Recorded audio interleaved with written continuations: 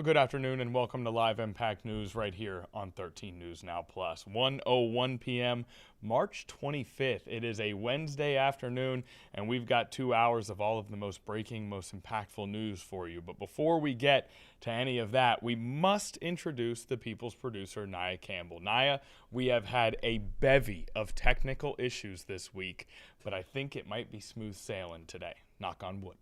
Knock on wood. I hope it's going to go well. We'll see how things go. Now, it's always good luck when meteorologist Hunter Forst joins us in the studio. Hello, Hunter. Hey, everybody. Good afternoon. How's everything with you? Everything is fantastic. I can't believe it's the 25th of March. March is almost done. It's almost April. This month just said peace, like goodbye. Gone. Fastest month of the year so far? I think so. I do have 100%. a theory on that, though. I feel as though February is a excruciatingly slow month. So And then you get to January. March, you start to see April, Right. and you just kind of hit that treadmill. Once you start getting like these warmer days thrown in, that day goes by so quick. You're cruising right through. Now, is that a tease? Is that in the business what we call a tease? Do we have warmer days getting thrown in? Well, yes, it's spring, so Here we go. that tends to be the case. No, forecast it. Forecast it, Hunter. I'm not talking vibes here. I'm talking science. Yeah, we're definitely going to be seeing some warmer days, That's what I'm especially talking compared to, yesterday and the day before. Well, I mean, at least yesterday, it was chilly. Very cold yesterday. Yeah, and even Monday sort of afternoon, evening was a little chilly, I think. But I mean, this just encompasses a typical March. Yep, 100%. This is Hampton Roads March to a T right here. Always all over the Just place. what we're seeing on our screen. You could take that and just say kind of welcome to March. Right. Look, But, it's Sunday. at Oh least my gosh. everyone got something. Oh, that's you know. last Sunday. Okay, I thought that was this upcoming No, Sunday. this I is was this like, past wow, week. again. Okay. Yeah. So yesterday we were in the 40s, day before that, 70s, day before that, 80s, last week 40, 50, 70. So we've been all over the place. Today we're back, where we should be for this time of year in the lower 60s. Should be around 62, 63 degrees. Winds out of the southeast around 5 to 10 miles an hour. So overall, fairly nice day. Warmer than yesterday. A typical end of March day. We're seeing plenty of sunshine. It's looking good outside. I have a dumb question to ask. Can we put that graphic back up? Which one? The one we just had. This one? What's that phrase there under to near M? normal highs? P to M. Partly to mostly sunny. Partly to mostly. Okay. It took me a second. I'm so sorry. Please okay. continue. You're good. Partly to mostly sunny. P Yeah. to M. Got it. P to M. I thought you were doing a cool evening time thing where it's like, I'll see you in the P to the M. I am going to start using that now. Okay, good. Put it in your repertoire. And now, especially on daybreak, I'm going to be like, welcome to the A to the M. Yes, perfect. Okay, we've built a new thing Whoa. here. I love it. This is big. Look, and then today on the 4 Connor, I won't be there, but you will be, I'm Yeah. assuming. You could be like, welcome to the 4 to the P to the M. Done. Me and Consider Janet it done. are here. What rhymes with the M? No, okay. I'm so sorry for the interruption. It makes a ton of sense now that you said it, and it worked because we discovered a whole new thing. And look at these temperatures. You know also what I like about this camera? What? Or at least now. You're starting to see a little bit more green. A little bit. Some of the, of course, things are starting to bloom. This viewpoint really provides you a little taste of everything. You've got your neighborhood down at the bottom. You've got a little business sector there, nature off in the background, and then a thriving highway. You just get a look at sort of every aspect of life here, just observing this photo. You really do. This is great. That was deep. Just adding my 2 cents. But right now, things aren't looking bad. We're in the mid to upper 50s. We're in the 60s in Suffolk and Elizabeth City. And compared to yesterday, we are about 8 to 14 degrees warmer than this time yesterday. So it's feeling pretty good outside. We could get into the mid 60s for some of us later on this afternoon. A little bit cooler closer to the coast with that onshore flow. But this evening, not looking bad, mid to low 50s. Could see a few clouds overnight into Thursday morning. It's going to be a milder start to the day in the mid to upper 50s. So that's what I love. Oh, I mean, that's perfect. If But- you're up near 60 and it's 8 a.m., you're in for a treat. You're in for a treat. It's warm. It's dry. The birds are chirping. Like, that is like my favorite start to the morning. Absolutely love It's it. great. And you're buttering us up with setting the scene here. But what do I see there in the sort of northwestern corridor? That would be some rain. We got showers coming. But that's going to hold off until Friday. Okay. Yeah. Great. So tomorrow afternoon, not bad. Mid to upper 70s. You'll notice that rain kind of poofing away. So Thursday evening looking really nice. Low 70s. Perfect. You know, if you're playing pickleball, you're playing some tennis, you're going for a walk, you are adopting a dog. You know, a great day for that. Great evening. And then look at Friday morning. Another very mild start to the day. Low 60s. You love to see it. Winds out of the southwest, bringing up that warm air. And look at that. Some 80s by the afternoon. This is 1 o'clock. But you see that shift in the wind? Yeah, that's a cold front. It's not just rain that's on the way. It's a chill that's It's a on chill. the way here. So this is 1 o'clock Friday. We're in the low 80s. You're like, wow, today's great. We're seeing sunshine. I love that. I can't wait to get off of work and enjoy my Friday evening because it's going to be so warm. Psych. We drop. Oh, man. I know. This is 4:30. We're in the mid 50s. Still not terrible, but not, you know, where we could have been. Now, this is Monday weather. This is not a Monday Friday weather. And it gets even worse. Yeah. Wow. So, you know, you're going out Friday night. You're going to dinner. Right. You not only do you need an umbrella, but you got to bundle up. Mid 40s. And that's after you wore shorts and a Right. T-shirt to work. Your vibes were, it was a Friday. Your Yeah. vibes were so high in the morning. You walked out to your car. It was warm. You walked at lunch. It was hot. You were in the low 80s. You were like, yes. It's going to be the best weekend ever. It's going to be a great weekend. And then things change. Still could be the best weekend ever, but It if could it be. is, it'll be cold and rainy. It will be cooler for this weekend. So. Only in the low 50s. It will be about 10 to 12 degrees below average on Saturday. We will start to see increasing sunshine, though. So there's that. And we get warmer by Sunday. We're right around 60 degrees. So it'll be, you know, a nice dry weekend. Just much cooler than what we saw this past weekend. And the good news is the NCAA tournament rages on. The Elite Eight is this weekend. UConn. Friday evening into the nighttime. Saturday evening into the nighttime. Plenty of wonderful basketball on for everybody to watch if you don't want to be out. So during the day, when there's no basketball, you can be outside. You Right. can hang out. You can adopt a dog. And then Yep. come nightfall, once the basketball comes on, head into your home and watch Michigan State versus UConn at 9:45 p.m. on a Friday. Or on a Saturday, I suppose. When is that? No, that is on a Friday. Are you parked in front of the TV for that thing? UConn versus Miami Michigan State. or Michigan. Oh, I was doing this and You I was did like, the this U is there. Miami. You did do the U. So the then U sign. that like messed me up, but that's what I meant. Michigan. UConn deserves to get a little bit of. UConn kind of is a U-based school as well. Yeah. My sister and brother-in-law will be, I'm sure, parked in front of the TV. Certainly my brother-in-law. Okay. He went to UConn, so he's a big UConn fan Nice. and loves UConn basketball. Is there any sort of like FaceTime situation where, hey, just so you know, sis and bro, I'm here to support? Yeah. Oh, yes? That sounds. Nah, do you think that doesn't sound like there's going to be a FaceTime? My parents, they're like big supporters in UConn. Okay, they're big Yeah. supporters, and you're just kind of like, I want everyone to be happy, so if UConn wins, we're all happy.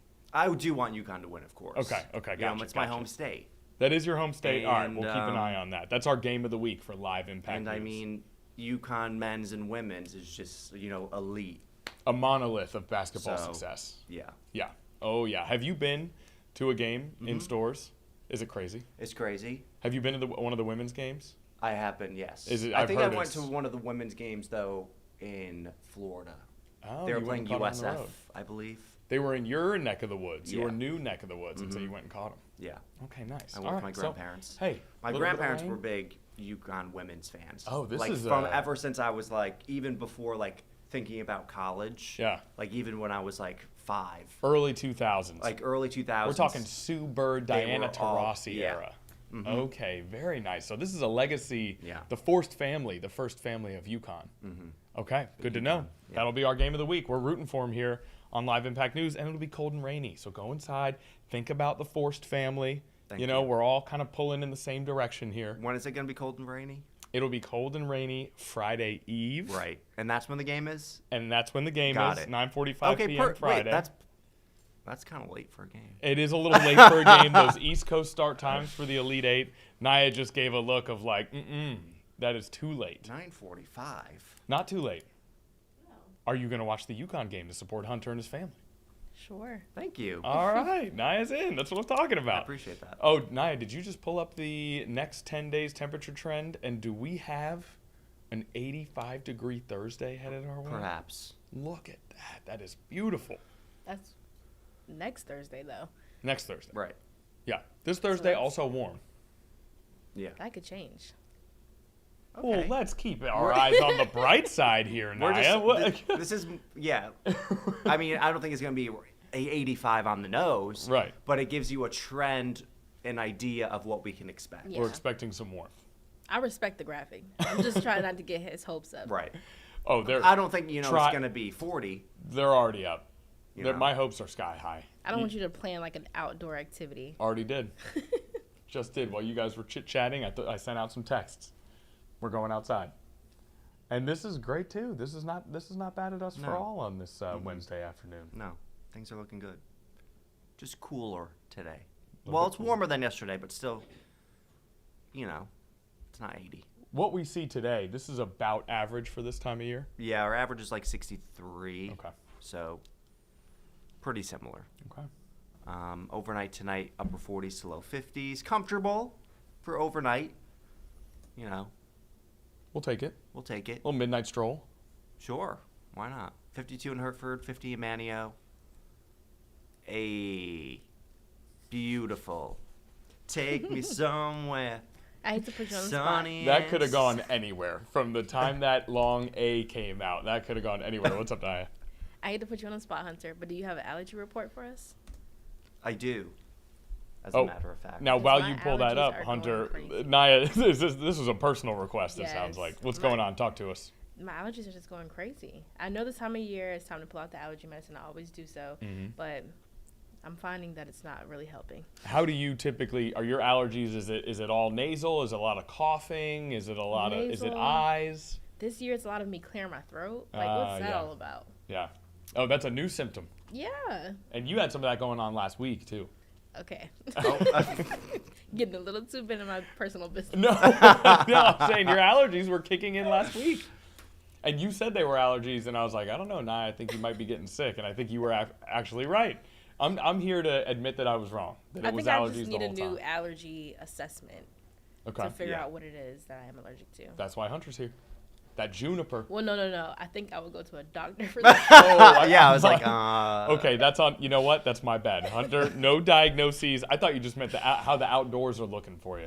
I just kind of like to track it and look at it when you all say it in your weather hits, just so I can see like, okay, is there a trend in when I'm feeling worse on what days? That way I can have something to take to the doctor. Like, right.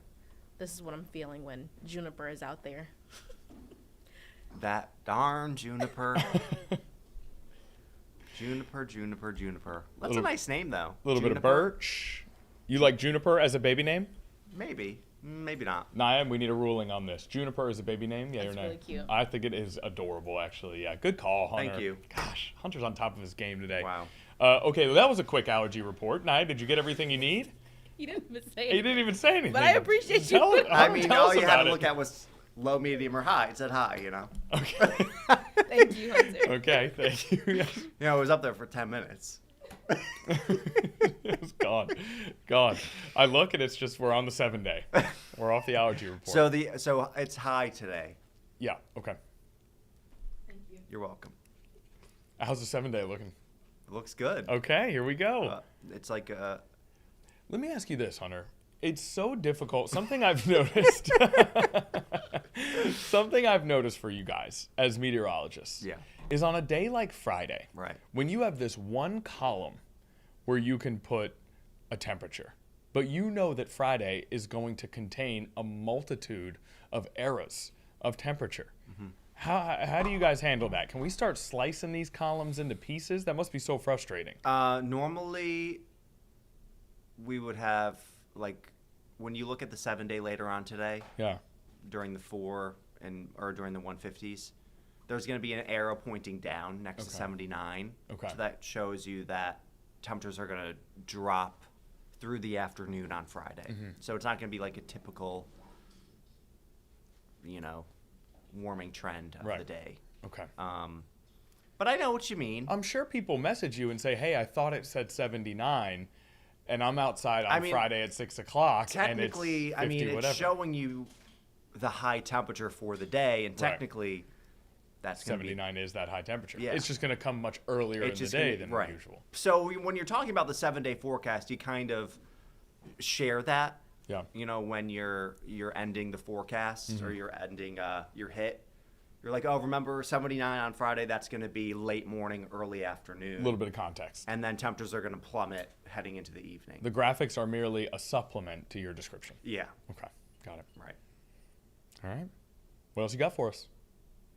That's it. This is your Monday. How was your weekend? Or this, yeah. You're right. Womp womp. No, it's a good thing. Cherish it because it happened. Don't be sad because it's over. That's so true. It was good. It was cold. Yeah.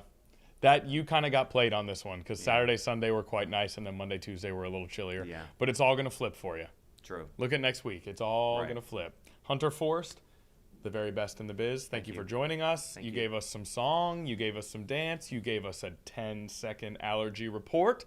We appreciate everything that you have done for us today. We will see you tomorrow. Nice. That, again, is meteorologist Hunter Forrest. And he is Wow. getting... Oh, that's actually our studio phone. We don't want that to fall on Hunter. That was our studio phone that rang just there. That was not a Hunter Force phone call. He's always got that thing on silent. Don't point at Nia and I. That was the studio phone. Look at the view they got here. They can see that was the studio phone. That's here. true. All right. Thank you, Hunter. You're the Thank best. you. And we have a lot of stuff to get to today. There's a White House press briefing that is getting set to begin. We'll be monitoring that live event. There is what looks to be sort of a press situation set up outside of the courthouse in California where juries are expected to reach a verdict in the social media addiction trial that we've been covering for weeks now. All things that we're monitoring. We still have the live shot up of that Air Canada commercial airline that crashed into that fire truck, taking the lives of 2 pilots. We're monitoring that situation for any further updates that we get. All of that coming up next. First, a brief commercial break.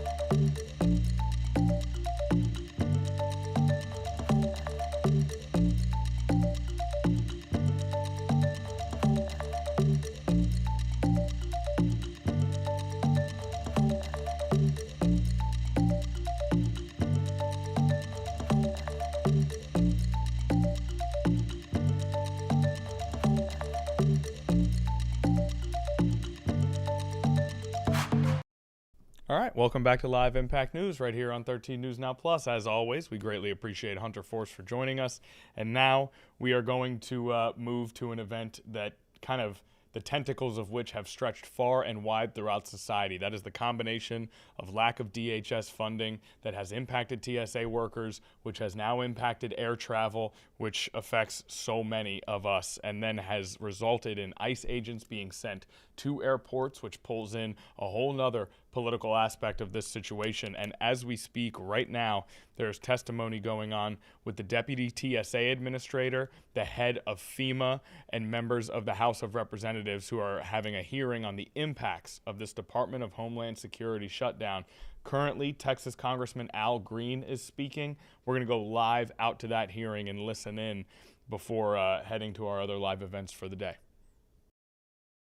It's about getting his way, and he has complete control of the Republican Party. He really does. And given that he controls it, he is demanding that it obey his command to kill the filibuster. And he's providing them a means, a methodology by which this can be accomplished. Friends, the president does not really think that keeping these workers underpaid and not paid at all is an important issue as it relates to his presidency. I differ with him. And I want to defend the TSA workers as I close, because to send in ICE is an insult to them.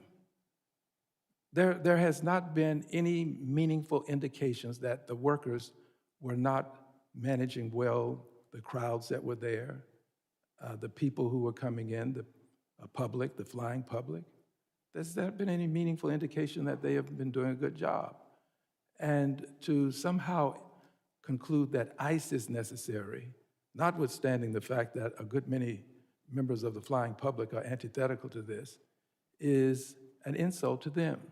I was in the airport just yesterday, and I had many people to approach me and tell me that they are afraid of ICE, and they would prefer that ICE not be at the airport. So I say, let's remove ICE. Let's pass legislation to have the workers get paid, and let's end this attempt to eliminate the filibuster rule. The filibuster rule for the president is an obstacle that he plans to eliminate. I thank you, and I yield back. Gentleman yields back. Ranking members are recognized. Thank you very much, Mr. Chairman. Earlier in this hearing, Mr. Pfluger incorrectly stated that this committee held no hearings on border security in 2021 and 2022. In fact, the committee held 6 full committee hearings and 13 subcommittee hearings in 2021 and 2022. And I ask unanimous consent to enter into the record those committee and subcommittee hearings. Without objection. Mr. Chairman, I ask unanimous consent to enter into the record my letter signed by 33 members of Congress addressed to then Secretary Nome and Acting Administrator of FEMA, dated November 18th, 2025, calling for FEMA to expedite the awards for the $275 million in nonprofit security grant funding that Congress appropriated over a year. Without objection. Mr. Chairman, on behalf of Mr. Magaziner, I ask unanimous consent to include in the record a letter from 4 unions expressing support for the Democratic funding proposal for DHS. Without objection. Yield back. Gentleman yields back. I have a UC request, Mr. Chairman. Yes, gentleman's recognized. Yes, I ask unanimous consent that the Hill article styled Trump no shutdown deal until Democrats support Save America Act, that it be inserted into the record. Without objection. Thank you. Thank you. Members of the committee, witnesses, thank you very much for being here. The members of the committee may have some additional questions for you all, and we'd ask that you all respond to these in writing. Pursuant to Committee Rule 7E, the hearing record will be held open for 10 days. Again, thank you all for your testimony today and for being here. And without objection, this committee stands adjourned.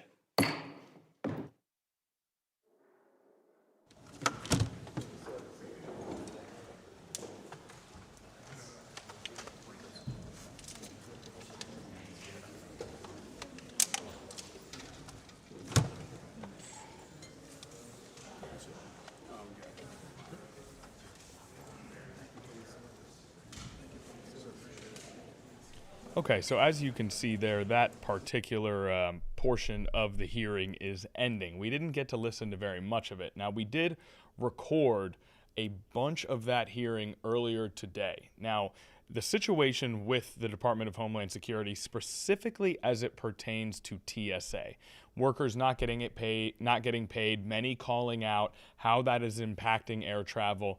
It's such an important issue, and it's an issue that impacts so many of us that I think what we are going to do here is we're actually going to play some of that from earlier today, because we want to get a sense of what is being discussed in this hearing and how it could affect everyday Americans. So we are at least going to listen in for a brief portion. If it's overly technical, if it doesn't necessarily pertain to the topics that we're discussing, then we will move on quickly from it. But we're going to give it a try here while we wait for our live events to kick off. So we're going to go to this same hearing, but just from earlier in the day today. Let's have a listen. Panels. Further, both ICE and CBP testified in front of this committee 5 weeks ago. And there was also a statement about how Republicans voted against funding TSA and other agencies. I know myself, sitting up here, have voted, as well as my other colleagues, have voted twice already to pay TSA workers and all the other employees at DHS, and I look forward to voting again to pay them this week. I don't think my Democratic colleagues can say the same. So I appreciate the gentleman's opening statement, but I want to stick to the facts here. And with that, other members of the committee are reminded that opening statements may be submitted for the record. I would now like to formally introduce our witnesses. Ms. Ha McNeil serves as the senior official of the Transportation Security Administration, TSA, performing the duties of the administrator. Ms. McNeil was appointed Deputy Administrator in 2025 and was previously the Chief of Staff at TSA. She has a background in national security and technology policy with prior experience across the National Security Council, the Office of Management Budget, and private sector roles. Admiral Thomas G. Allen serves as the Vice Commandant of the U.S. Coast Guard, serving as the service's second-in-command since February 2026. As a career Coast Guard officer with nearly 35 years, he has led major command operations, overseeing mission support operations at U.S. Southern Command and Coast Guard activities across the Northeast. Mr. Nick Anderson serves as the Acting Director of the Cybersecurity Infrastructure Security Agency, or CISA. He was appointed in February 2026 after serving as the agency's Executive Assistant Director for Cybersecurity. He's a senior cybersecurity leader and U.S. Marine Corps veteran with prior experience across the Department of Energy, the White House Office of Management and Budget, and the private sector. Ms. Victoria Barden is the Associate Administrator of the Office of External Affairs at the Federal Emergency Management Agency. Ms. Barden brings nearly a decade of emergency management and disaster recovery experience. I thank all the witnesses for being here today. Pursuant to Committee Rule 8C, I ask that the witnesses rise and raise their right hand.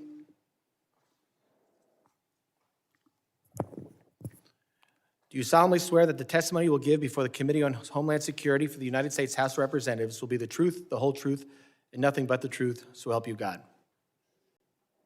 Let the record reflect that the witnesses have answered in the affirmative.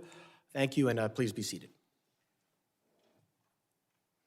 I now recognize Ms. McNeil for 5 minutes to summarize her opening statement.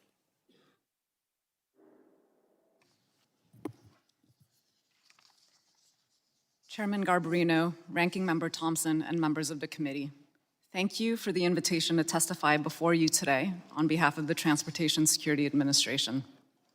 This fiscal year, TSA has been shut down for 50% of the time, or 85 days. And if still shut down this Friday, we will have reached nearly $1 billion in missed paychecks. This level of disruption is unprecedented and unacceptable and significantly undermines the security of U.S. transportation systems. 99% of the TSA workforce operates outside of the National Capital Region, working across the country, living within your districts and communities. 95%, or more than 61,000 of TSA's employees must continue working without pay during a shutdown. Congress and the traveling public should be proud of the excellent job the TSA workforce does to protect our national security. Paying these dedicated employees for the work they are performing should never be a point of debate. And yet here we are on the 40th day of our third shutdown this fiscal year. Many in our workforce have missed bill payments, received eviction notices, had their cars repossessed and utilities shut off, lost their childcare, defaulted on loans, damaged their credit line, and drained their retirement savings. Some are sleeping in their cars, selling their blood and plasma, and taking on second jobs to make ends meet, all while being expected to perform at the highest level when in uniform to protect the traveling public. A transportation security officer at Reagan National Airport recently said, "I just want Congress to pay me for the job I am doing." During the 43-day shutdown last fall, TSA experienced a 25% increase in TSO separations when compared to that same time period the year before. We have already lost over 480 TSOs this shutdown, and our call-out rates have accelerated as our workforce was still reeling from the last shutdown. Prior to this shutdown, our TSO call-out rate was 4%. Now, multiple major airports are experiencing days where 40 to 50% of their staff are calling out because they simply cannot afford to report to work. This has led to the highest wait times in TSA history, with some wait times greater than 4.5 hours. We are being forced to consolidate lanes and may have to close smaller airports if we do not have enough officers. It is a fluid, challenging, and unpredictable situation. We understand this is frustrating and disruptive. Unfortunately, we have seen an over 500% increase in the frequency of assaults on our officers since this shutdown began. This is unacceptable and will not be tolerated. We are pursuing all legal avenues to prosecute these incidents. To the traveling public, we ask for your patience and understanding as our officers are working their hardest to ensure you can travel safely, all the while not getting paid. As the shutdown drags on, we fear we will continue to lose talented and experienced employees to other jobs that can provide a steady paycheck. Not only is the shutdown decreasing the number of interested candidates, for those we are able to hire, they are required to complete 4 to 6 months of training before they are certified to work at checkpoints. At this point, newly hired officers will not be able to work on the checkpoint until well after the 2026 FIFA World Cup. This is a dire situation. We are facing a potential perfect storm of severe staffing shortages and an influx of millions of passengers at our airports for the World Cup games in less than 80 days. I'm thankful to President Trump and Border Czar Tom Homan for their leadership and our ICE colleagues for helping the TSA workforce at key airports, enabling TSA officers to focus on carrying out critical security screening duties during this challenging time for our agency. And I look forward to supporting Secretary Mullen in advancing the collective priorities of the department. We truly are one DHS, one mission. Congress consolidated 22 agencies and established DHS to unify our homeland security defenses and prevent another 9/11. Moments like these highlight the importance of a unified and fully funded DHS. I respectfully call upon Congress to fund the Department of Homeland Security and to ensure this never happens again. I thank you, and I look forward to your questions. Thank you, Ms. McNeil. I now recognize Admiral Allen for 5 minutes to summarize his opening statement. Chairman Garbarino, Ranking Member Thompson, and distinguished members of this committee, thank you for inviting me to testify today. The Coast Guard is a proud member of the Department of Homeland Security and the only armed force within DHS. As a vital instrument of national power, we save lives, control, secure, and defend the U.S. border and maritime approaches, ensure the flow of commerce that is vital to America's economic prosperity and strategic mobility, and respond to crises at a moment's notice. Every action we take is dedicated to protecting our nation. The American people depend on us, and we provide a remarkable return on investment, but only with consistent and predictable appropriations.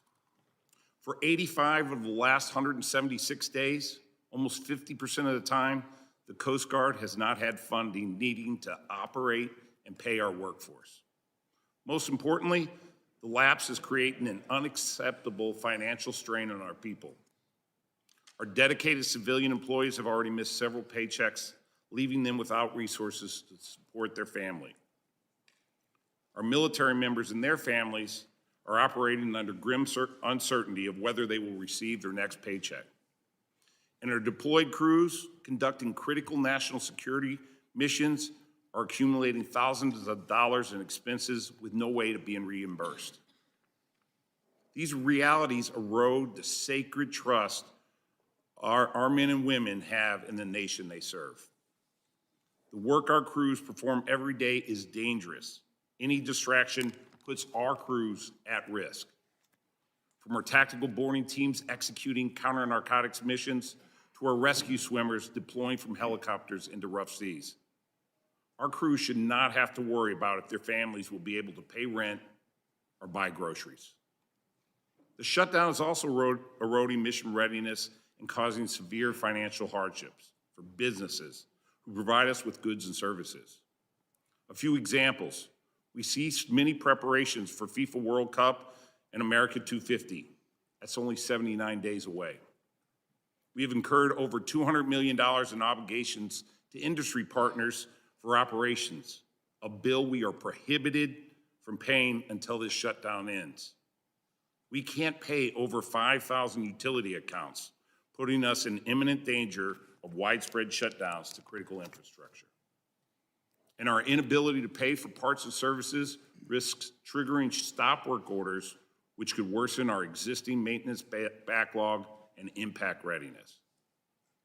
Our National Maritime Center remains closed, halting the issuance of over 16,000 merchant marine credentials.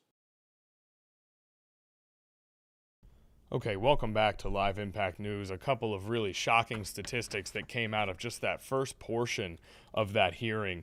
TSA agents saying that it has gone from a 4% call-out rate of staff to 40 to 50% call-out rate of staff. Wait times greater than 4.5 hours. She said they may have to close some small airports. And then all of that is maybe something that we've already talked about, something to be expected as a part of this DHS shutdown and the impacts now on TSA workers and air travel. But she included a statistic there at the bottom, 500% increase in assaults on TSA officers since this shutdown began. She didn't elaborate, but she did ask if people could please be patient with the agents that are working. So that leads you to believe that frustration due to long wait times and lack of appropriate resources has led to enough frustration that there's been actual violence at some of these airports or assaults on TSA officers in some way. So a couple of really telling statistics there as we continue to navigate the impacts of the Department of Homeland Security shutdown. Okay, we are going to shift gears here now on Live Impact News. We actually have a special guest who is joining us here on the stream. David Beery from Virginia Tech University has joined us to talk about the conflict in the Middle East, the war in Iran, and some of the impacts that we're seeing here at home in the United States. David, thanks so much for taking a little bit of time to give us some insight here. How is everything with you on this Wednesday? Oh, wonderful. Thank you. Can't complain. Beautiful weather here in Blacksburg. Just finished teaching. Pleased to be with you. Wonderful. And I know I am a Virginia Tech grad myself, so I know that in Blacksburg, coming out of that sort of February, early March timeframe can be a lot of relief to see that sunshine kind of having a real impact. So that's great to hear. We can see it out the window there a little bit. Now let's kind of dive into this here, and let's start with gas prices, those impacts that Americans are feeling in a real, tangible way. I filled up my tank on Tuesday, and it was a noticeable difference.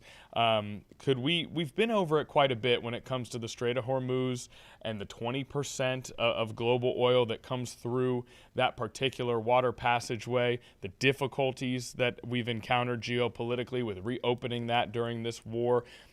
Is there any other aspect of this that deserves an elevated level of attention as to why those gas prices are so high and the oil industry is seeing prices so elevated outside of the Strait of Hormuz being closed?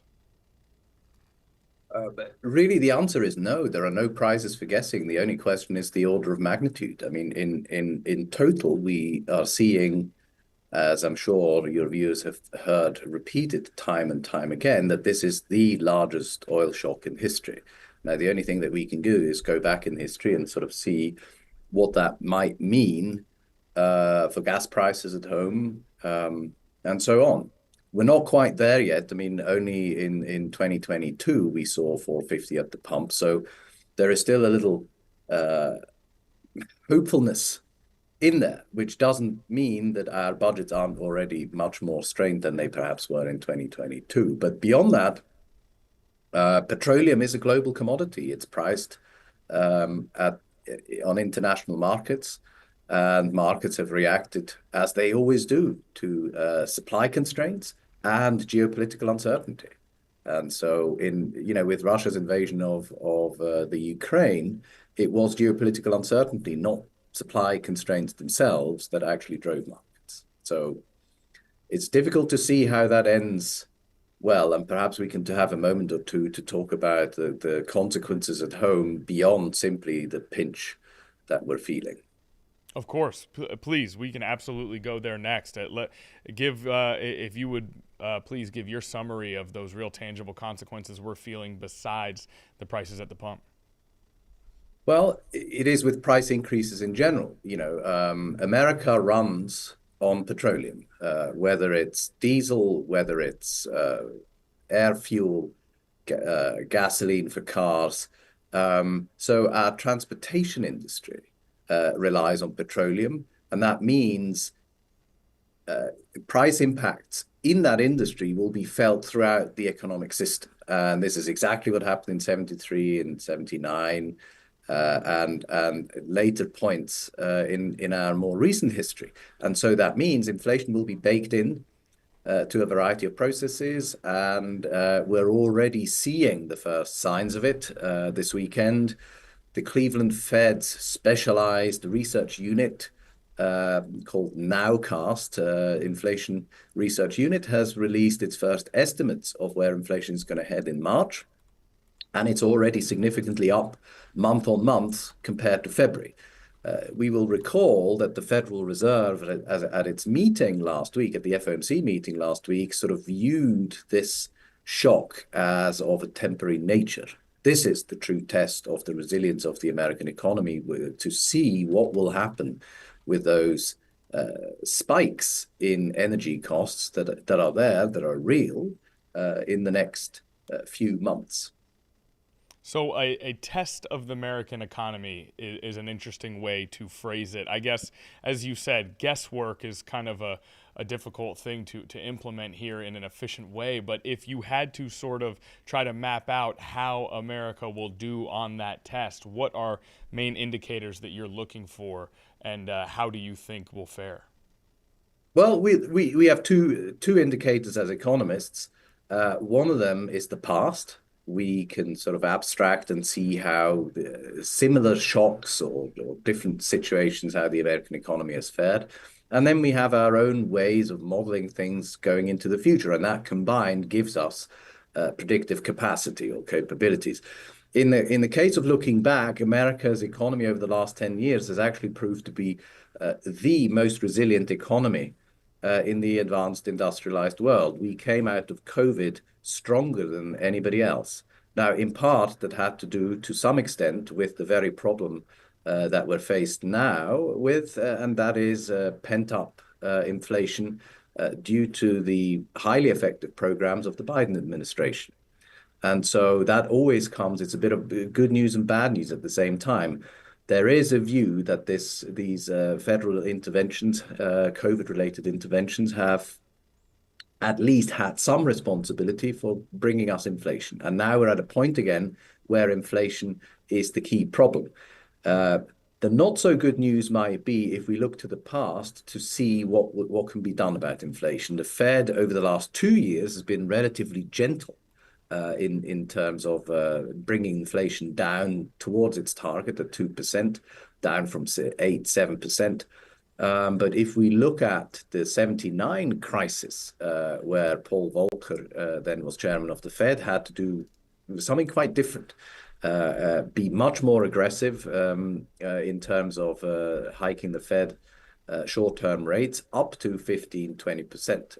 And that is an interest rate environment that was extraordinarily painful for Americans. It led to mortgage rates in the order of magnitude 18-20%. We're complaining at 650. We were so excited that the mortgage rates had dropped below 6%, but imagine 15, 18, 20% mortgage rates just to get inflation under control. We won't go there, I can assure your viewers, but we simply don't know how these things will play out. There have been worries about the softening of the labor market even before the intervention. And so in the short term, there'll be a lot more pain before we see additional gains. And that labor market is something that we've seen changes in from reports to actuality. How does that impact how we try to navigate these situations when we are routinely seeing different numbers come through than were initially reported when it comes to employment? Well, that can do two things. I mean, there is informational content in the surprises. There can be negative and positive surprises. I'm less worried about that than the actual numbers themselves. And there that we have just seen a softening in the labor market, rates edging up. We have still the issue of a shrinking, in that sense, labor participation, because people have just not re-entered the labor market post-COVID. And so that gives us less rope to work with. And in that sense, that's the real concern. But the flip side of that is, of course, that our economy still is surprisingly resilient. We've been waiting before the war in Iraq. We've been waiting or worrying about the recession for the last 2.5 years, and it hasn't materialized, despite all of us in the profession reading the tea leaves and extrapolating, and it hasn't come. And so this is the dimension of hope and hopefulness that I'm speaking to. But at the same time, the previous segment of your show pointed to another huge problem, and that is the fiscal mess that America has been in over the last, I want to say, 20 years, if not 25 years. And our refusal to address the fiscal side of it is as dangerous as the prospect of inflation. Why that refusal? Why the way you describe it as a refusal, as if it is a abandonment of personal agency? Why does America continue to refuse to address what is clearly a problem? Because of the mechanics of politics, and I'm going to break it up if we have the time to do it. I'm going to break it up, although I may have to. I don't want to, take too much of your time. In that sense, what is different now is that our federal budget is structured in such a way that the American government has very little leeway in making spending decisions. In some ways, most of the money is already committed before to mandatory programs, from Medicaid to Social Security and so forth, before any discretionary investments can be made. And that is in large part because of legislation that has sort of accumulated since the Reagan era, shall we say, or at least certainly since the '86 Bush tax cuts. And so in that sense, what we're experiencing today is our collective unwillingness in a bipartisan sense to clean things up with a holistic approach that I would say under Reagan and Bush was implemented. And I think we saw with Clinton the last time that we had that type of willingness to tackle some of these problems. And that these are issues that everyday Americans might not necessarily see, but as tax season is coming up, for instance, those of us who are fortunate enough to be homeowners benefit from a very specific provision in the American tax code every year, and that's the mortgage interest deduction, right? That's a gift of the federal government to homeowners. It's a subsidy, and that costs the federal government a lot of money. And our tax code is riddled with these special provision and extra. They're in some ways legal loopholes. And I don't want to give the impression that this is anything negative, not at all. It's perfectly legal to exploit them.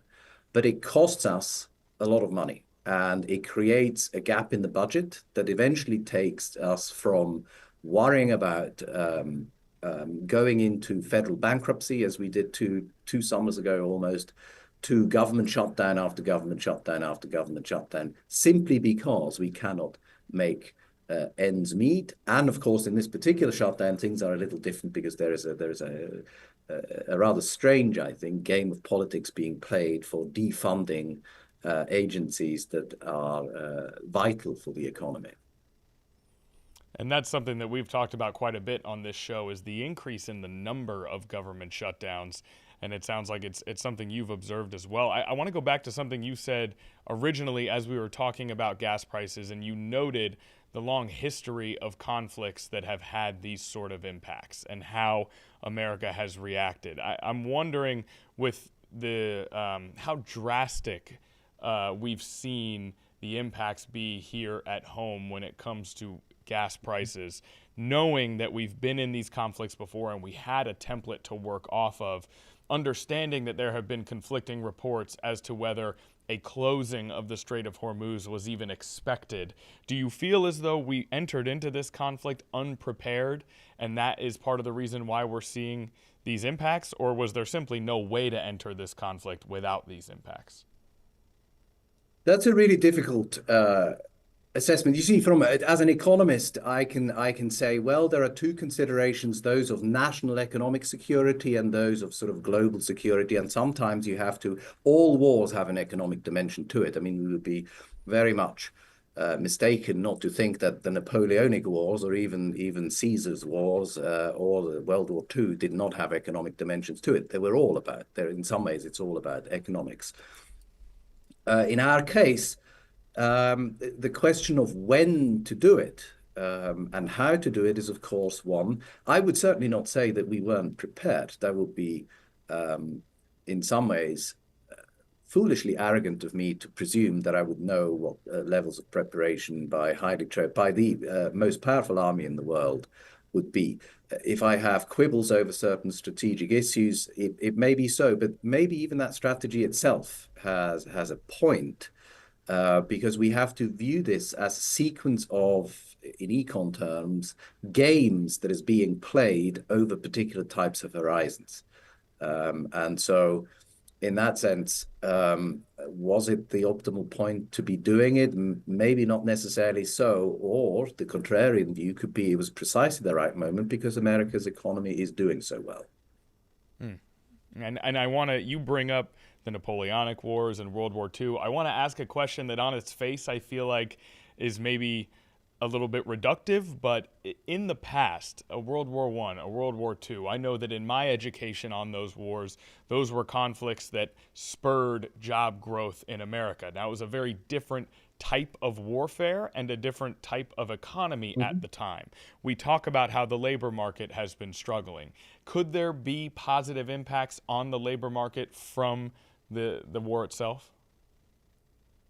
I mean, in some ways, and I understand the structural differences, and I worry that we may run out of time or lose your users, your viewing public if we go into too many comparisons. But I agree with you. History is, of course, extraordinarily important in how we think about these things.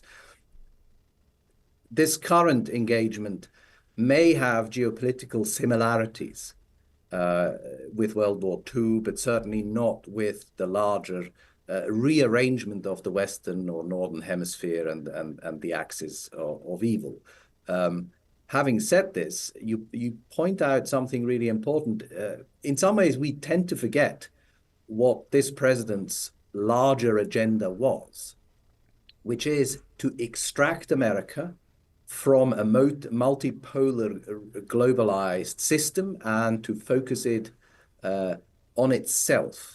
And in that sense, reducing external threats, increasing a form of splendid isolation is all consistent with that objective, including with tariffs. And so maybe at some other point we could bring all of these pieces together. I view it as a strategic puzzle piece of the current administration's larger plan. It's not as random as it seems if you read some of the MAGA documents in terms of what it is that we're trying to achieve here. First and foremost, as far as I can see, you mentioned World War II. America, after World War II, has become the lender to the globe. Our dollar is still the leading global currency, and we've had to incur certain costs for that exorbitant privilege, as some people say it. The Trump administration has said it's time to rethink that global order, and here are some very specific steps that will do. And tariffs are one of those, and there are many more that we don't have time to go into, including a type of reorganization of the Middle East. And when we talk about some of those impacts that we've seen here and the detriments on the economy, if the war were to end today, somehow, some way, we wake up tomorrow and the conflict is over, how long would it take our economy, and specifically when it comes to energy, for it to bounce back to sort of the healthier levels that we saw in the past? It'll depend on how quickly essentially markets react. And we've seen that some signs, the first signs of the government peddling a 15-point plan with Iran has already helped calm nerves a little bit. But of course, this is not going to be, if this is over in the 5 weeks that the president promised, it's not going to be another 5 weeks for the problem to go away, because as we've seen with the most recent bout of inflation, these are very different lags, as economists call it, and it could be not for another year that we see the full impact gone. Okay, so as we've said, it's something where we have to sort of read it as it goes to know specifically. And now, Professor, I feel like I could talk to you all day long here. We really appreciate you joining us on Live Impact News. We're going to have to let you go. We'd love to have you on again. This has been really insightful to get to listen to you kind of discuss some of these issues in more detail. So thanks for joining us today, and hopefully we can have you on Live Impact again, because I feel like I could have asked a dozen more questions just based off of each answer you gave. So we really appreciate it. Wonderful. I really appreciate the opportunity to share some of my ideas, and I'm grateful. Anytime, I'd be happy to be back. Now I have to prepare for another class before I head into the classroom. Yeah, awesome. Well, hopefully you get to enjoy some of that Blacksburg warmth as well, and have a good class, Dr. Beery. We appreciate it. Thank you. Thank you very much. Bye-bye. All right, so a special treat for us here on Live Impact News. Anytime that we can get the opportunity to gain more insight into some of these issues that we discuss so frequently on our show here, it's really valuable for us. So we're going to take a brief commercial break. We hope that you enjoyed that interview as much as we did. And afterwards, the White House press briefing has begun. So we will head out to Washington, D.C. right after this commercial.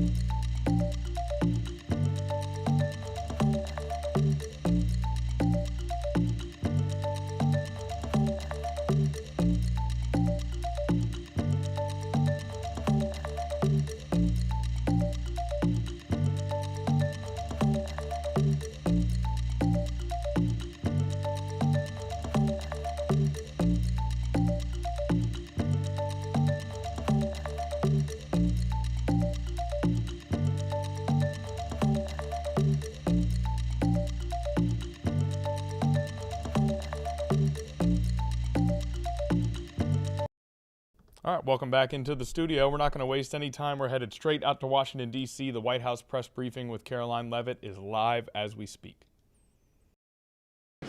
Can you say what is accurate with respect to ballistic missiles, the nuclear ambitions, and the Strait of Hormuz, which are things that the president has laid out that he wants to see a couple times in the past? Look, if you've heard it from the President of the United States, obviously it's true, as well as the objectives of Operation Epic Fury. We've said repeatedly, I've said them from this podium, the Pentagon has reiterated them.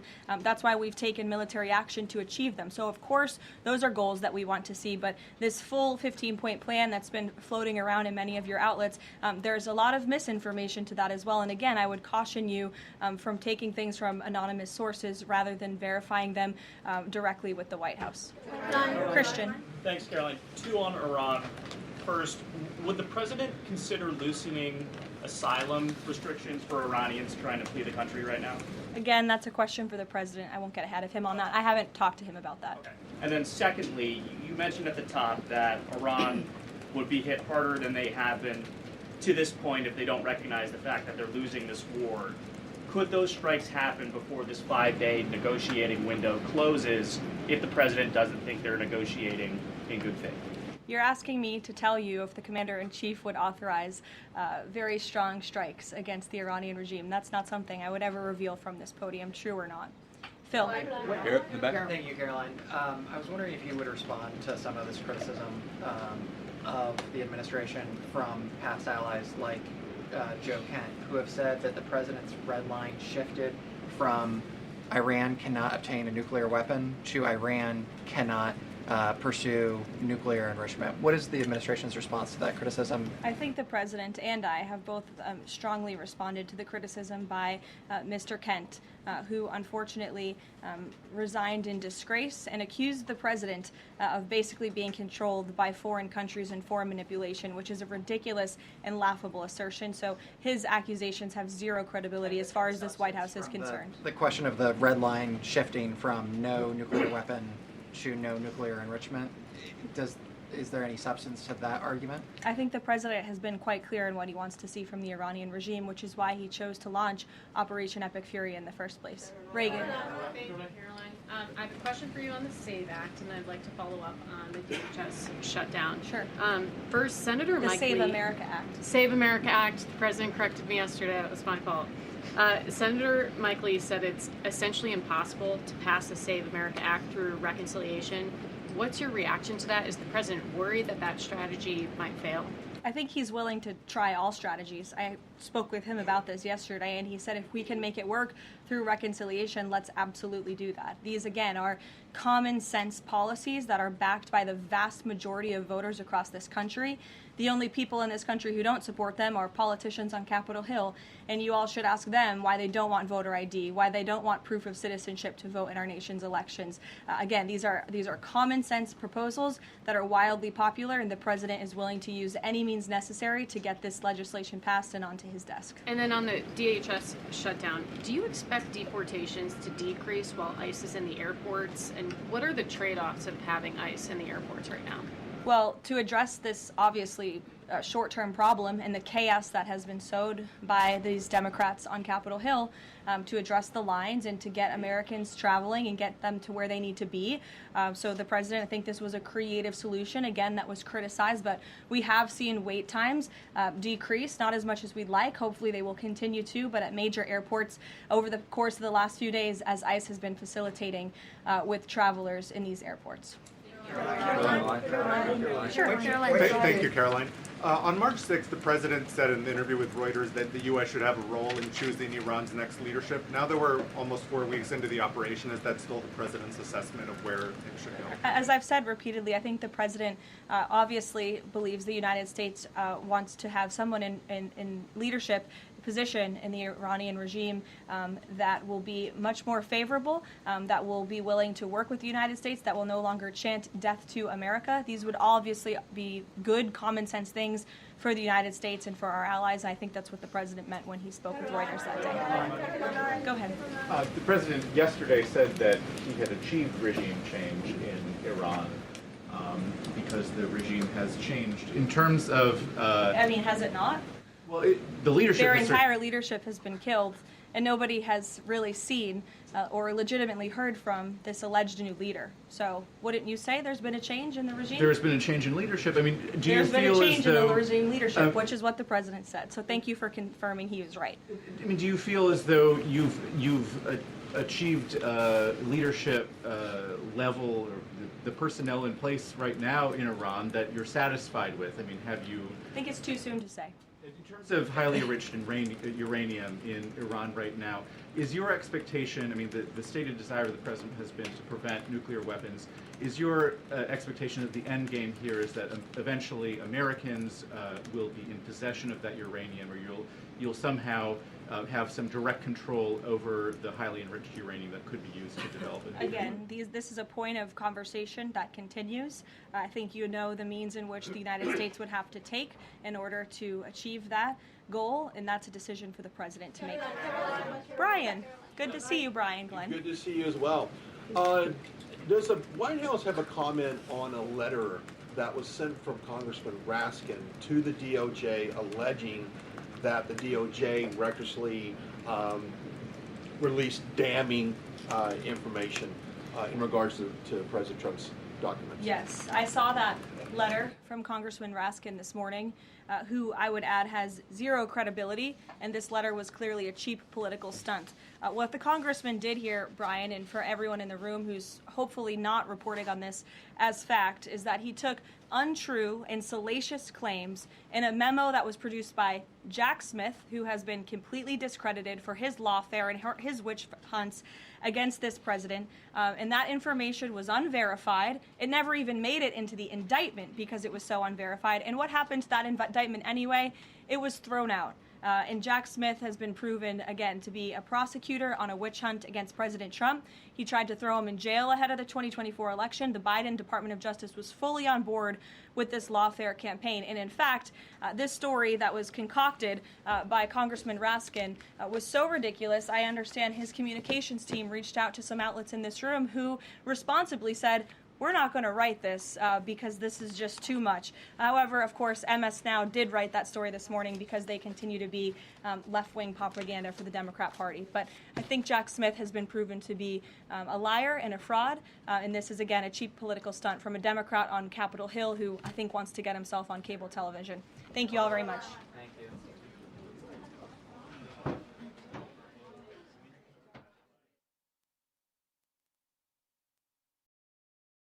Okay, so we are back here in the Live Impact studio following the conclusion of that White House press briefing there. We saw a brief portion of the sort of Q&A towards the end.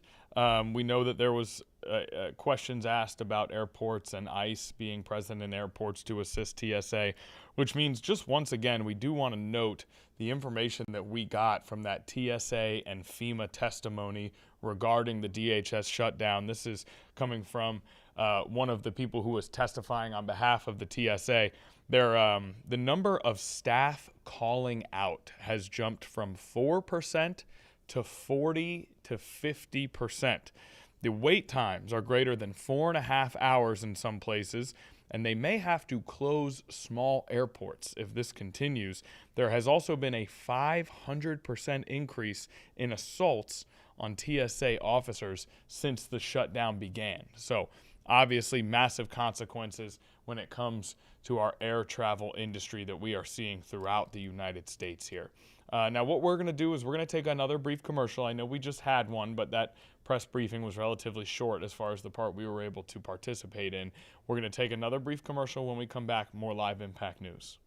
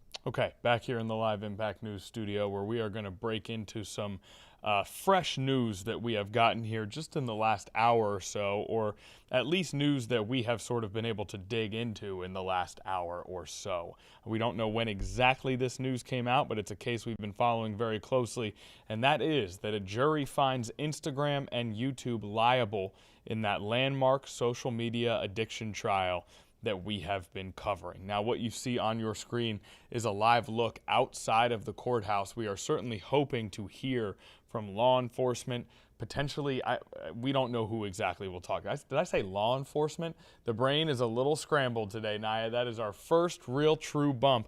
Lawyers. We hope to hear from lawyers at this press opportunity outside that courthouse in California where this particular case took place. Let's dig into the details a little bit. Now, this is a first-of-its-kind lawsuit that looks to hold social media platforms responsible for harm to children. The plaintiff has been awarded $3 million in damages. Now, this was 40 hours of deliberation across 9 days. California jurors decided that Meta, which of course is the parent company of Instagram, and YouTube, which is owned by Google, were negligent in the design or operation of their platforms. So again, negligent in the design or operation of their platforms. The jury also decided each company's negligence was a substantial factor in causing harm to the plaintiff. That was the key point to be made in this trial. Those companies were negligent in the design of their platforms, and their negligence was a substantial factor in causing harm to the plaintiff. The plaintiff, a 20-year-old woman who says her use of social media addicted her to the technology and exacerbated her mental health struggles as a child. The jury decided the companies acted with malice or highly egregious conduct, meaning they will hear new evidence shortly and head back into the deliberation room to decide on punitive damages. So that multi-million-dollar verdict will grow, according to what we're reading here from the Associated Press. $3 million in damages right now, but that may grow as the jury decided the companies acted with malice or highly egregious conduct. So new evidence to come shortly. But for now, YouTube and Instagram/Meta have been found liable in this case. They were the only two defendants remaining after TikTok and Snap, the parent company of Snapchat, settled before the trial began. Meta said in a statement, "We respectfully disagree with the verdict and are evaluating our legal options." So the statement from Meta. Let's dive a little deeper into sort of what happened over the course of this trial. About a month of lawyers' arguments for jurors, testimony, evidence, and they heard from the plaintiff herself. She's been identified throughout the court case as Kaylee. That's what her lawyers called her. That's what Meta leaders called her, YouTube CEO, not called in to testify, but others referring to her as Kaylee throughout the trial.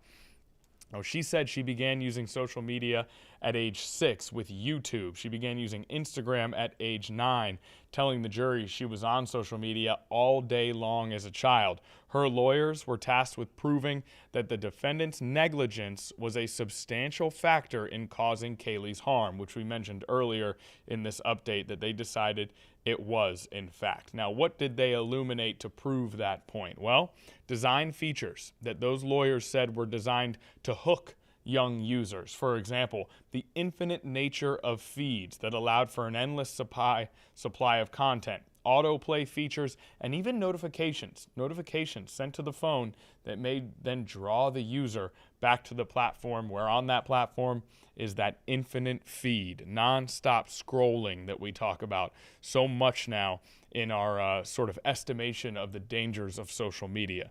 Now, jurors were informed to not take into account the content of the posts and the videos. Tech companies are shielded from legal responsibility for content posted on their sites thanks to the 1996 Communications Decency Act. So again, it's not about the content of the posts.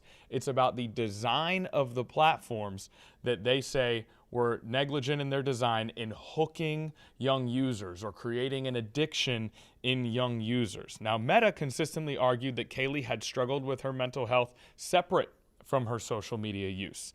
She had a turbulent home life, according to their arguments. Meta also said none of her therapists identified social media as the cause of her mental health issues during their closing arguments. But the plaintiffs did not have to prove that social media caused Kaylee's issues, Kaylee's struggles, only that it was a substantial factor in causing her harm, which according to this particular jury, it was. So let's go ahead and wait and hope that we are able to hear from lawyers. I don't know if we'll be hearing from the plaintiff or family. We don't know if we'll be hearing from them, but they do have a press area set up outside of this trial. So perhaps we'll get to hear from someone on the inside who's able to sort of expand a little bit on why this happened, how this happened, and what's next. For now, we only know that Meta and YouTube have been held liable in this landmark social media addiction trial. Social media has been around now for long enough that consequences, guidelines, all those things are starting to come to a head. And, well, one can certainly estimate that this may be not the last of a trial like this that we see play out. So an update on that story, and we'll continue to look out for more updates that may come live outside of that California courthouse. And of course, hopefully a safer social media environment emerges from this for kids of the next generation who are coming up and using those platforms based on at least what that juror has found in this particular case, or that jury, might I say. Okay, what we're going to do now is we're going to listen to a press conference from Democratic leaders from earlier today that we recorded on, and we've got a couple other things to get to, but first, let's listen in from Washington, D.C. from earlier today. The $200 billion supplemental request you mentioned in your opening remarks, some of the provisions in the SAVE Act that may not pass muster with the parliamentarian, but we'll see, and ICE and immigration enforcement operations. Some of that they'll look to offset. I'm curious if you think that some of the programs that were affected in the previous reconciliation bill last year would be up for cuts again, Medicaid, SNAP. Just what are your general thoughts on the fact that we could be heading down another reconciliation battle? Have House Democrats had that discussion yet? Kind of where are you all at when it comes to Reconciliation 2.0? So there's multiple steps. Thanks for the question. There's multiple steps, to this reconciliation process. First is passing a budget, right, that articulates where these cuts come from, and then each committee of jurisdiction will have the opportunity to weigh in, just as we saw previously. And just flash back to last year when we said loud and clear, Republicans are going to cut Medicaid. That is their path to providing tax cuts to the rich. And Steve Scalise goes down on the House floor and he's waving this budget document and he's saying, we didn't say we were cutting Medicaid at all. Nowhere in this document does it say we're going to cut Medicaid. Well, the guidance it gave to Energy and Commerce clearly left no other plan other than to cut Medicaid. And we saw that unfold in the weeks ahead. All that to say is Republicans will do and say anything they can in the moment to get through the day to fund their priorities. Last year, it was about billionaires and the rich getting more resources and eliminating taxes for corporations. And this year, it's going to be about the SAVE Act, funding a war that no one's asking for. And it will come at the expense of important and critical priorities that the American public utilizes. And I'm going to venture to say that health care is going to be included and supplemental nutrition programs that Americans rely on, that those are likely. And I say that only because that continues to be the well that Republicans go to when they're looking for offsets. But Republicans have to get on the same page. Lindsey Graham and Jody Arrington saying this is going to happen doesn't necessarily make it happen. Jason Smith and other members of the Republican conference have said that this isn't going to happen or is a tough lift. So we'll see. But a budget is a reflection of your values, and we look forward to seeing the budget that Republicans put forward to offset billions in war and what that means to the American people. Appreciate it. Thank you. Congresswoman Sheila Turfless McCormick is going to have a rare public ethics hearing tomorrow. I wanted to get your opinion on that, and if there is some sort of recommendation that Turfless McCormick could be expelled from the House, do you think the Democrats would be willing to accept that if that is the recommendation? We'll see what the Ethics Committee, what happened in the Ethics Committee. I'm not going to prejudge the outcome that they arrive to. I respect the members of the Ethics Committee and the work that they have to do. This is obviously a unique and unprecedented hearing that will be in public. In the past, the Department of Justice has asked the Ethics Committee to stand down when they're looking at items. That was not done here. You have to ask them as to why that change in policy and practice. But we believe that Representative Phyllis McCormick has an opportunity to defend herself both from the allegations here under the dome as well as those in courtroom. After the conclusion of those, we will see what happens, and we'll have conversations with our colleagues on what it looks like. But I'm not going to prejudge what it looks like at that time. Next. Following up a little bit on what Nick asked, there are a lot of moderates in your caucus who are getting pressure from Republicans over this DHS funding vote that they keep bringing up. What is your advice to those frontline Democrats who are getting targeted politically over this DHS spending vote? What are you telling them? Yeah, well, what we're telling all of our colleagues, this isn't about moderates, frontliners, tough seat. What we're telling all of our colleagues is, look, we have a solution in place. You signed a discharge petition that allows you to tell your communities that you want to fund TSA agents. By the way, the administration is funding the priorities that they choose to fund. Let's ask what percentage of the Coast Guard and FEMA individuals are funded. The administration has the money, and they are prioritizing paying departments and individuals that they want to. So clearly they are prioritizing that they don't want to pay TSA agents. We know that with the administration, that Homeland Security received billions of dollars, over $150 billion through reconciliation. The president is choosing to leave TSA agents out in the cold while paying FEMA, Coast Guard, and other critical services that DHS has. So, the question for the public is, what is important?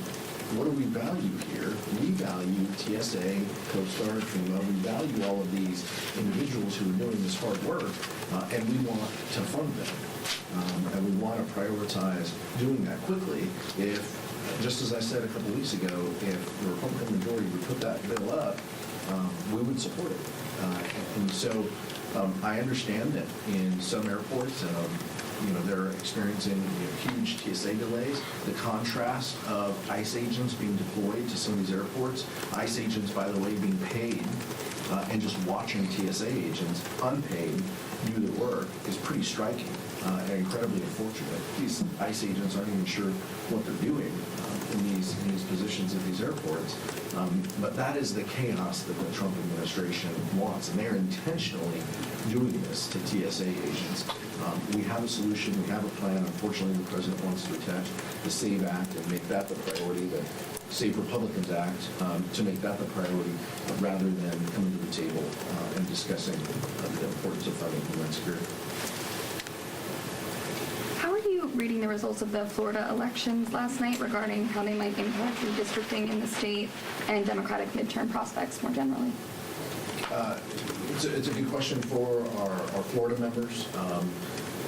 And clearly, what Ron DeSantis and Florida Republicans put forward is something that we're paying attention to.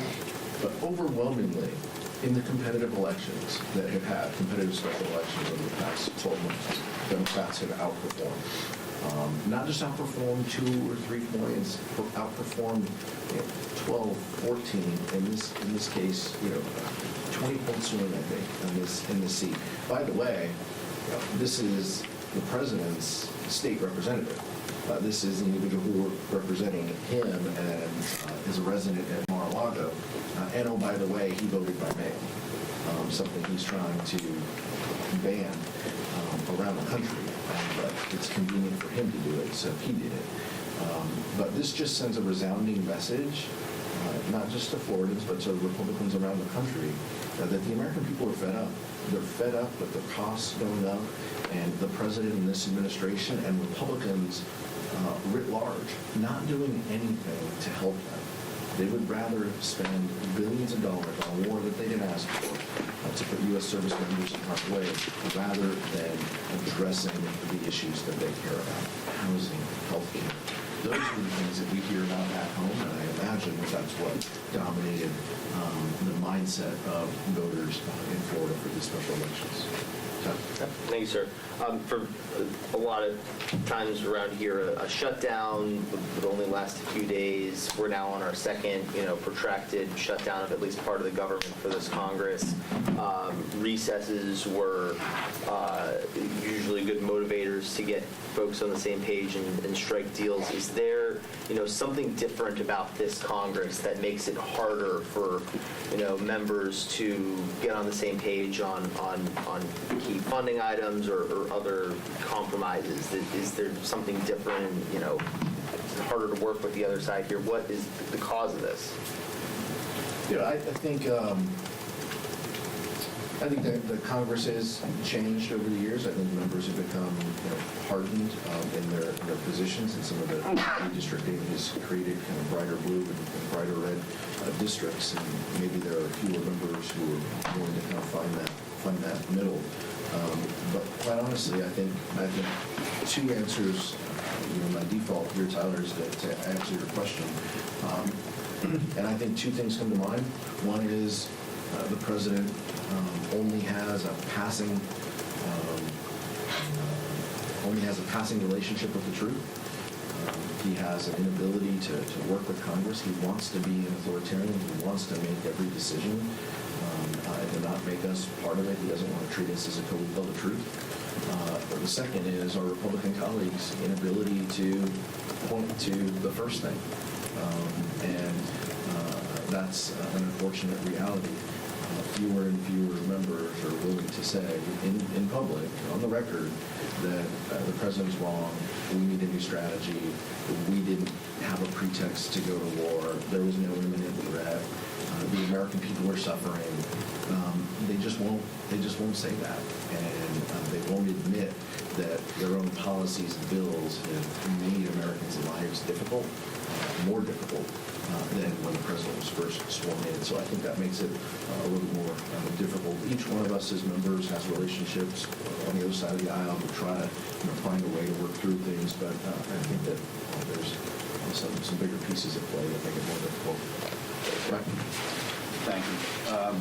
Leader Jeffries has said that there's another war powers resolution that's coming. Can you update us on the timing of that and how it might be different from the first in terms of what it stipulates in terms of the text? I think the Democratic colleagues are having conversations, and we're having conversations with each other. We're finding out more about the president's lack of strategy on the war, and so I think we're making significant progress. Ranking Member Meeks guides the decision and the timeline as to when that measure will and we will invoke privilege to force a vote. So he'd be the better person to ask about that, but I think we're making progress. But look, this isn't unlike Republicans who continue to put up the same DHS bill every week. The only thing they changed, by the way, back to Max's question, the only thing they changed is they put Juan Ciscomani's name on it. Oh, by the way, Juan Ciscomani is an endangered Republican who wants to show that he's doing something back home, rather than Tom Cole carrying this, or Homeland Security Appropriations Committee members. So, that's the difference. That's what's changed here, Mike. And so, I think the unfortunate part is Republicans' inability to craft a strategy to bring the American people, the American public, and our allies along. And so we're going to continue to have these conversations, and I know we have some recess planned, but I would imagine shortly after the recess we'll be in a position to make some announcements on that. Thank you, Mr. Chairman. A short while ago, the President reiterated his suggestion that he would send and deploy the National Guard to airports nationwide. So I am wondering if this will move the needle in any way with regards to how the progress of the reconciliation. Members, I haven't seen the report, so I can't comment much on it other than to say, just like individuals who are deployed to airports that are ICE, National Guard individuals are not trained in our screening practices and protocols. They don't have any knowledge or training on ID verification or the important aspects of the work that TSA does every day to keep Americans safe. This is just something that the President wants to do to try to show the American people that he's doing something, when in reality we know what he is doing. He is choosing not to fund the TSA.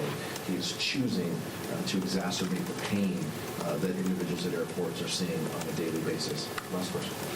If a deal is not reached soon on DHS or ICE, Republicans are starting to talk about using reconciliation for ICE. So what is your red line for ICE reforms in this current round of negotiations, and is your caucus prepared for none of those reforms to happen if this goes through reconciliation? We have engaged in good faith offers. We have said very clearly the reforms that we want needed. Democrats don't believe in funding a rogue ICE agency without reform. That is our position. And that means within the Homeland Security bill, that means within the reconciliation, that means you don't get additional funding unless you stop terrorizing communities, separating children, and killing U.S. citizens. Like that's our red line. Now we've got a lot of strategies and solutions on how to get there, and we're having conversations about that. But whatever vehicle Republicans choose to fund ICE needs to have reform. And if it doesn't have reform, it's not going to get votes on our side. Now, I can't speak to how Senate Democrats feel on this, but I can speak to how House Democrats feel on it. And that is overwhelmingly the sentiment that we have. So we look forward to finding a resolution, we look forward and are hopeful that the administration decides to engage in real reform efforts under the new secretary. And we hope in the meantime that the administration chooses to fund TSA agents and other critical services that DHS provides rather than intentionally leaving them out in the cold. Thank you so much. Thank you. All right, so we have heard from Democratic leaders, well, a singular Democratic leader. We had GOP leaders speaking today as well. We're going to take a brief listen into the GOP, likely touching on many similar subjects as Congress tries to get funding for the Department of Homeland Security together to alleviate some of these stressors that we've seen on our airline system. Let's listen into the GOP from earlier today. Good morning, everyone. I'm going to say this again as clearly as possible. This shutdown is a choice made by Democrats. It's a conscious decision by Democrats to put violent, illegal criminals ahead of American people. That's their choice. Let's talk about what was happening before this shutdown. Law enforcement officers were doing their sworn duty, arresting and deporting dangerous individuals who should have never been in the country to begin with. We're talking about child molesters, rapists, and murderers. People who threaten the lives every day of Americans. People who threaten our families. People who threaten the safety of our children. These are the convictions of the violent, illegal criminals who were arrested in just my home state. Now, in Chicago, my heart breaks for the Sheridan Gorman family. She was just 18 years old and had her whole life ahead of her. Sadly, her parents will never see her graduate and walk across the stage. That's a shame. And it could have been and should have been prevented. Why? All because Democrats flooded our country with violent, illegal criminals like the Venezuelan who murdered Sheridan. He was released into our country by the Biden administration, arrested for shoplifting, then released again. Once wasn't enough, you gotta release him, let him go back, commit another crime, and then release him again. Maybe the third time's a charm. Then released again by the Biden administration. Just think of that. Think of that. Think if that was your child. Just think about that for a minute. As a mother, it absolutely infuriates me because Democrats are refusing to put my children, our children, American children, over these violent, illegal criminals. That's not hypothesis. That is fact. And if you don't believe it, why don't you talk to Sheridan's parents? I just get irritated, and I can't believe this is going on in America. Democrats are back to their old chant, defund the police. I mean, that is who they are. Make them own that. Here's the thing, though. It's time, not just a slogan. This is a shutdown of our homeland security, and the consequences are real. Just look at the numerous terrorist attacks that have happened on American soil in just the last few weeks. Attacks by violent terrorists on our homeland that have taken the lives of innocent Americans. Of course, while all of this is happening, Republicans have actually done the responsible thing. See, we stand with law enforcement. We stand with the victims. We don't stand with the criminals. We actually stand with the family of Sheridan. We don't stand with the violent criminals. The Democrats do, but we don't.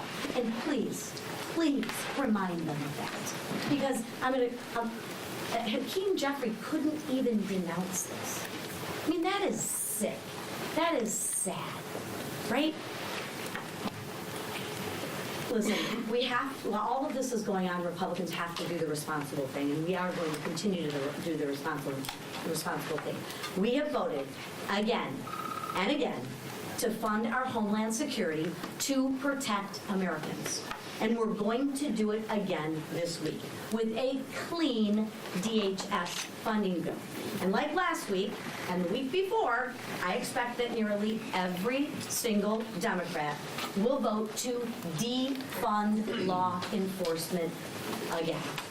Every single one of them will vote to expose the American people to threats of terrorism.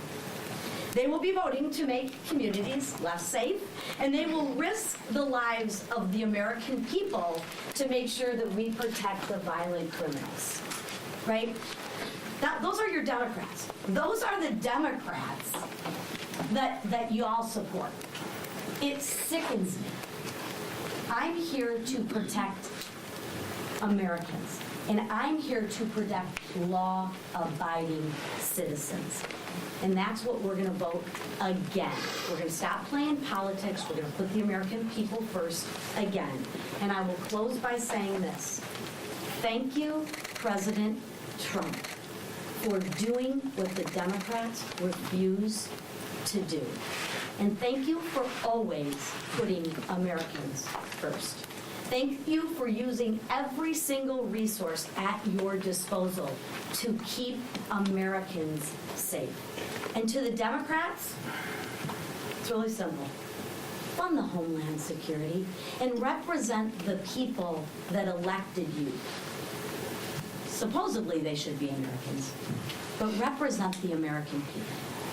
Fund our law enforcement and get on board with deporting violent, illegal criminals that threaten the safety of every single American. This isn't hard. This is common sense. Jay, you're going to want to put it up now. Okay, so hearing from at least one representative as Democrats and Republicans continue to discuss getting the Department of Homeland Security funded. Proposals going back and forth, immigration enforcement policy changes, oftentimes at the heart of these funding impasses that we've come to see from Democrats and Republicans, with Democrats pushing for certain enforcement policy changes, some of which was seemingly alluded to there in that particular statement. Now, we have a live event that has just begun here as NBA Commissioner Adam Silver has taken to the podium. Now, we know from reports that the NBA has allowed exploration of expansion franchises for different groups to submit proposals for expansion franchises in Las Vegas and Seattle. We're wondering if that's what this press conference is about, adding 2 more teams to the NBA. Let's take a listen to Commissioner Adam Silver. Become a major place of operation for the league, and we've had multiple USA basketball training camps there as well. So I think 2 markets with deep basketball roots and deep connections to the NBA, and we're excited to begin that process.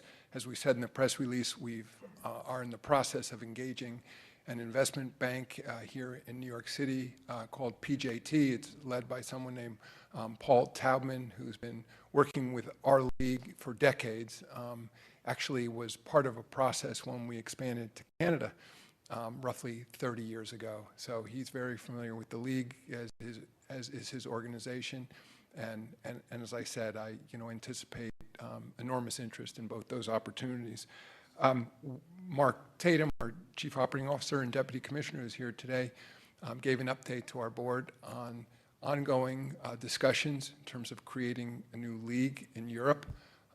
There were no votes taken on that. It was more of an update, but I think as many of you are aware, we are out in the market right now. We have different bankers working on that opportunity.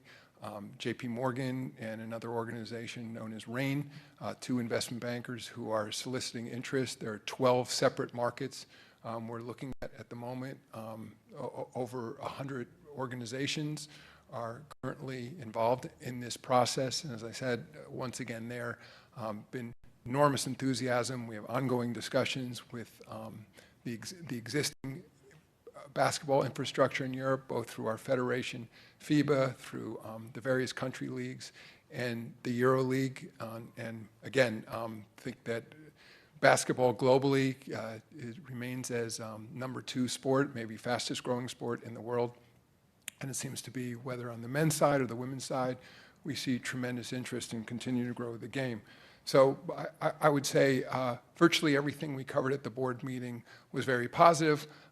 One topic not so positive, and that's ongoing tanking issues in the league. We had a lengthy conversation about the issue. I will say, and again, as I've said this before, this is not a new issue in this league. You could go back to the 60s when coin tosses were used to determine who got the first pick, then into the 80s when a draft lottery was created. That lottery has been modified 4 times since then. Obviously, it does not seem to be operating optimally where we are now.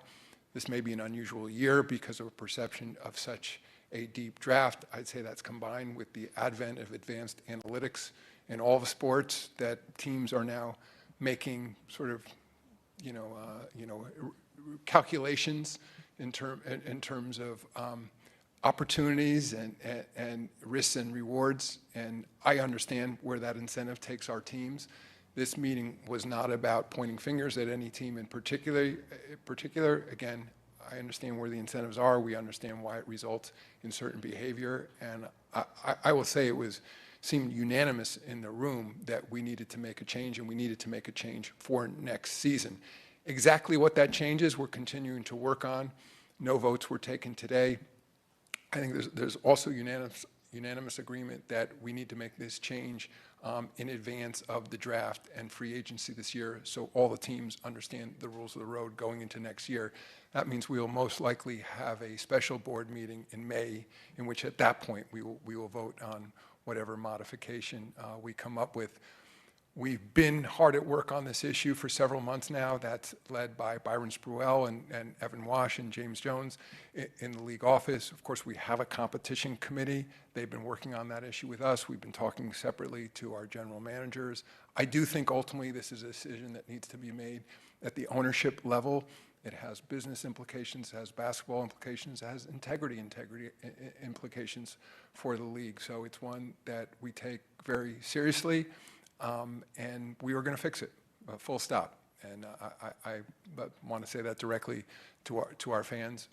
And I recognize, too, that it puts even fans in many cases in an odd position, because it's become lore that in many corners of the league that the worst place to be is a middle-of-the-road team. I don't necessarily agree with that, but I think even teams that are trying hard to compete with the rosters they have, in many cases are being told by their fans that they're better off being bad or somehow manipulating the system to be worse than maybe they really are, and that's puts enormous pressure on our teams. So, as I said, incentives need to be fixed, and we will fix them, and I'm looking forward to that. Lastly, there was a discussion around the WNBA.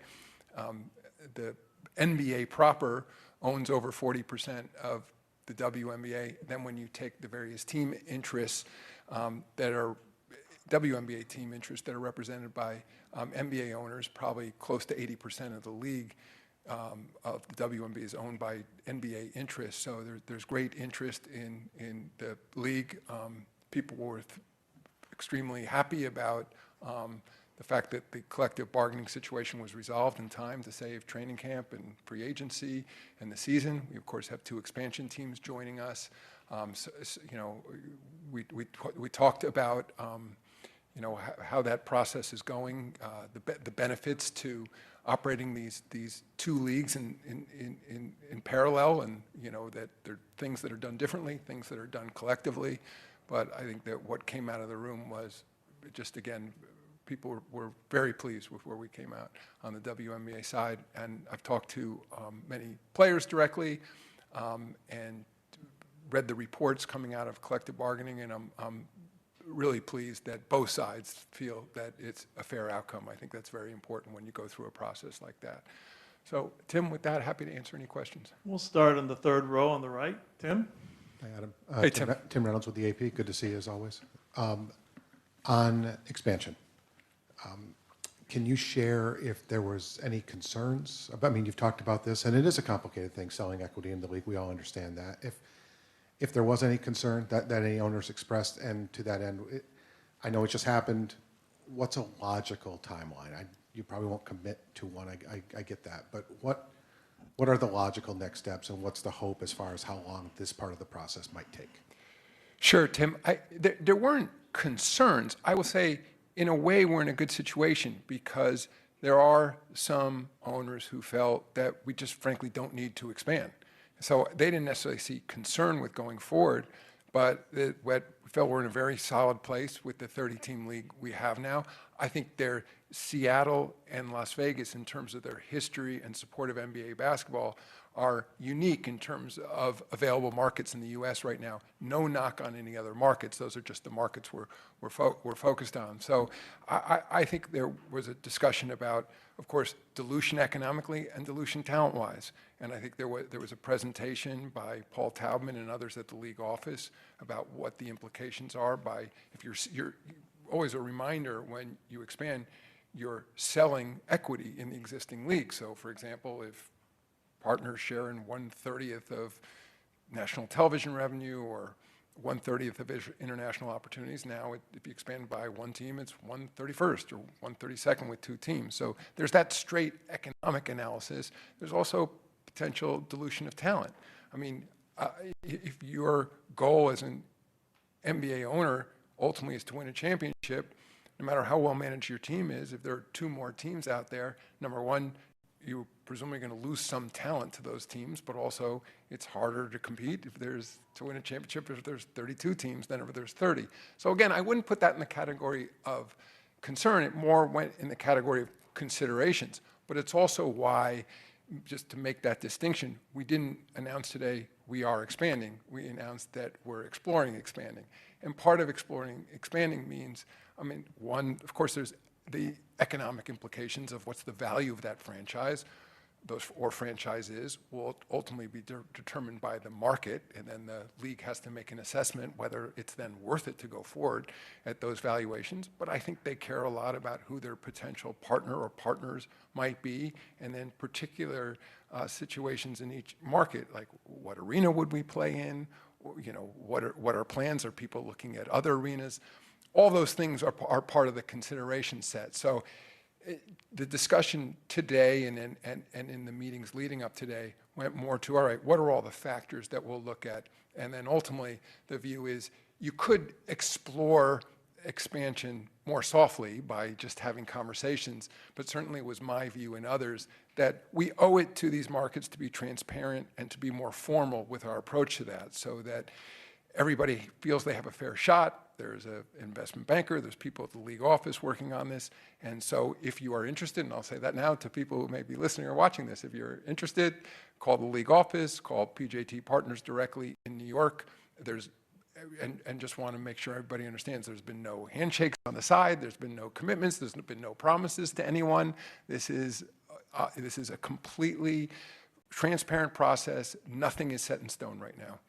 You asked me another part of the question. Timeline.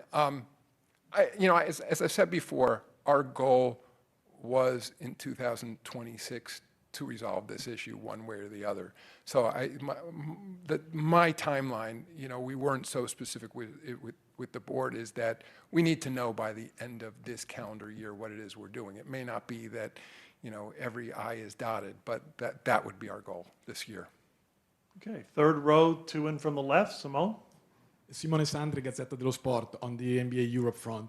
This week from the EuroLeague leadership, it transpired not just a willingness to come to the table, but really like an opening to get a deal done with the NBA. And I wonder if you feel the same, and if the timeline stays the same with the potential start on October 27. Yeah, I do have that similar sense from the EuroLeague. Of course, we know leadership in the EuroLeague very well. Chus Bueno used to be a colleague of mine at the NBA for many years. I mean, for those who don't know, he's a sort of recently installed new head of the EuroLeague. I think for the betterment of European basketball, the best outcome would be if we came together with the EuroLeague here, and that we came up with a systematic approach to growing the game throughout Europe. And that means complementing the country leagues, working together with the EuroLeague, and working together with our federation, FIBA. All right, we'll go third row, two in. Maddie? Hi, Adam. Madeline Kenny with the New York Post. Do you anticipate Kathy Engelbert to remain the WNBA commissioner beyond the 2026 season? We haven't had those discussions yet. With the WNBA board, I would only say Kathy's done a fantastic job, since she's come to the WNBA. I mean, obviously, you could see just in the results, but I haven't had those discussions recently with Kathy, and even in terms of her future plans and how long she wants to do this. She had a storied career before she came to the WNBA as the CEO, of Deloitte.